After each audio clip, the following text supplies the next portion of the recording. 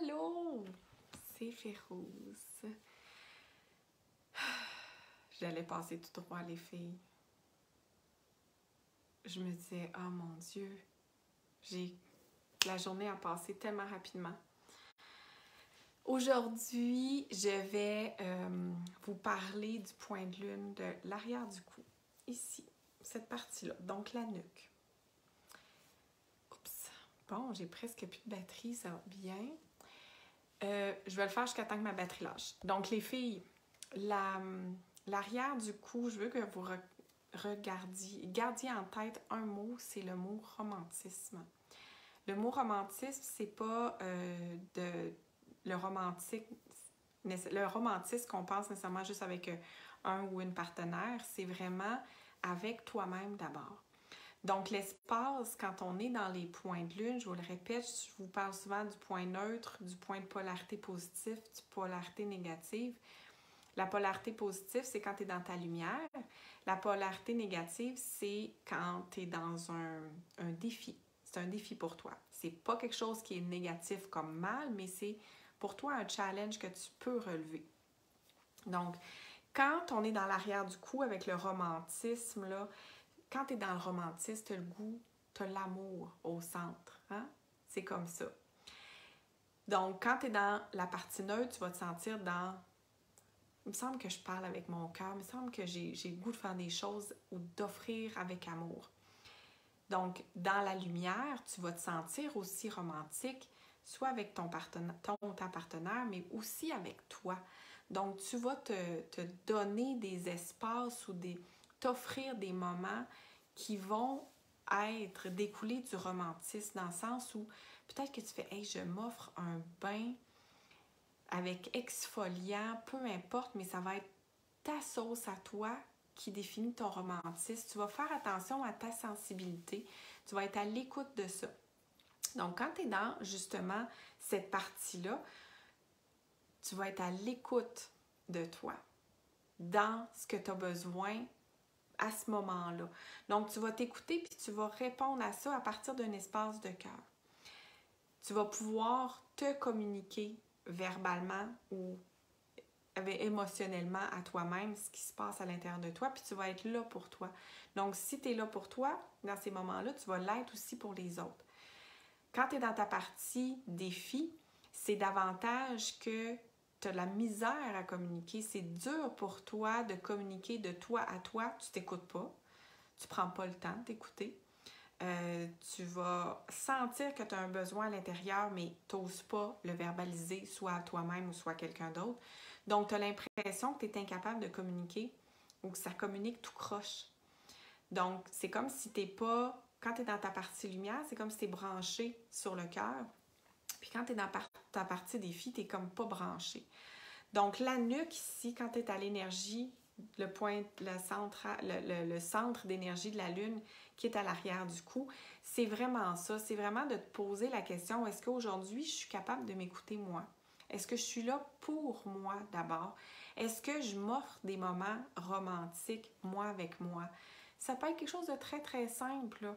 Ça peut même être juste, hey, j'ai vu une belle plante, puis je me l'achète parce qu'elle va embellir mon environnement, ça me tente. Ben, vois ça comme un geste romantique aussi envers toi-même. Tu vas créer quelque chose de beau, de bien, tu vas nourrir ce qu'il y a à l'intérieur de toi pour faire grandir justement cette zone d'amour à l'intérieur. Donc, l'arrière du cou, c'est vraiment ça, les filles. Je veux que vous puissiez, cette semaine, juste porter une attention. Est-ce que je m'écoute? Est-ce que j'ai tendance justement à être bien avec moi, avec ce qui résonne à l'intérieur de moi?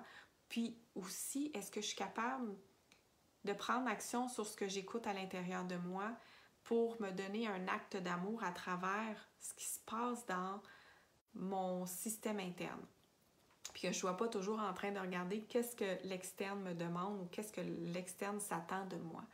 Donc, l'arrière du cou, c'est vraiment ça. C'est vraiment de dire, je vais focusser sur moi.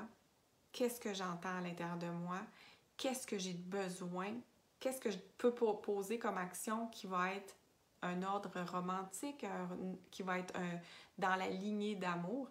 Puis si je suis incapable de m'écouter, si je suis incapable de prendre le temps pour moi ou de poser un geste d'amour à l'intérieur pour moi, ben de voir qu'est-ce qui me bloque. De quoi j'aurais besoin pour être capable, justement, qu'est-ce qui m'empêche de communiquer avec amour pour moi d'abord, hein? Quand je vous parle de ça, les filles, c'est toujours pour vous d'abord en premier, parce que si je suis capable de me le donner, je vais d'abord, après ça, être capable de le donner à l'autre aussi. Donc, que tu sois vraiment capable, dans cette énergie-là, de prendre soin de toi. Puis, tu sais, je vous le fais souvent dans les points de lune, je vous ai fait souvent faire ça, mais n'hésitez pas non plus à vous masser le cou, à délier ces tensions que vous pourriez avoir. Il y a peut-être des raideurs qui vont du cou, puis allez-y intuitivement en plus. Tu sais, de vous masser le cou, vous pouvez aller jusqu'au-dessus, jusqu'ici, là où est-ce que le crâne commence, pour vraiment, en fait, laisser les blocages qui peuvent être ici parler, parce que le cou, il relie la tête vers l'espace de cœur en même temps. C'est comme une espèce de pèlerinage. Donc, de ne pas hésiter à masser cet espace-là pour permettre justement au flux d'énergie, au courant d'énergie de passer plus fluidement à travers le tête, le cœur, la tête, pour que ça puisse justement faire une circulation qui va être plus ouverte, plus fluide, puis qui va permettre justement à ce qui est ici de sortir vers ma bouche, d'aller vers mon mental aussi, pour que je puisse communiquer clairement à travers ce que je vis dans mon intérieur. Donc, les filles, vous me direz comment vous vous sentez, vous, dans l'après-pleine lune. Peut-être que vous avez fait le rituel du savoir ancestral. Peut-être que vous avez des super beaux messages. Je ne le sais pas. Moi, j'ai fait le... Pas j'ai fait... Oui, c'est sûr, j'ai fait le rituel, là. Mais dans la pleine lune, j'ai vraiment eu, quelques jours avant, une baisse d'énergie. Ce matin, j'ai vraiment senti comme un pouf d'énergie qui a remonté. Je me suis levée super de bonne heure. J'ai été hyper efficace en matinée. Il était 10 heures, puis j'étais là, mon Dieu, on dirait que j'ai la moitié de ma journée de fête, ça n'a pas de bon sens. Il y avait une énergie comme qui revenait. Donc, vraiment, les filles, j'ai hâte de... Dites-moi comment vous vous sentez par rapport à ça aussi, par rapport à qu'est-ce que je vis en ce moment. Puis qu'est-ce que je remarque, qu'est-ce que j'observe de mon propre cycle lunaire sur ma variation d'énergie.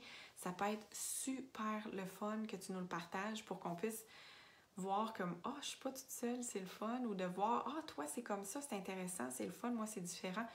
Donc, partagez-moi comment vous vous sentez sur l'avant-pleine lune, pendant la pleine lune, puis l'après-pleine lune. Alors, j'ai hâte de vous lire et de répondre à vos questionnements ou à vos commentaires.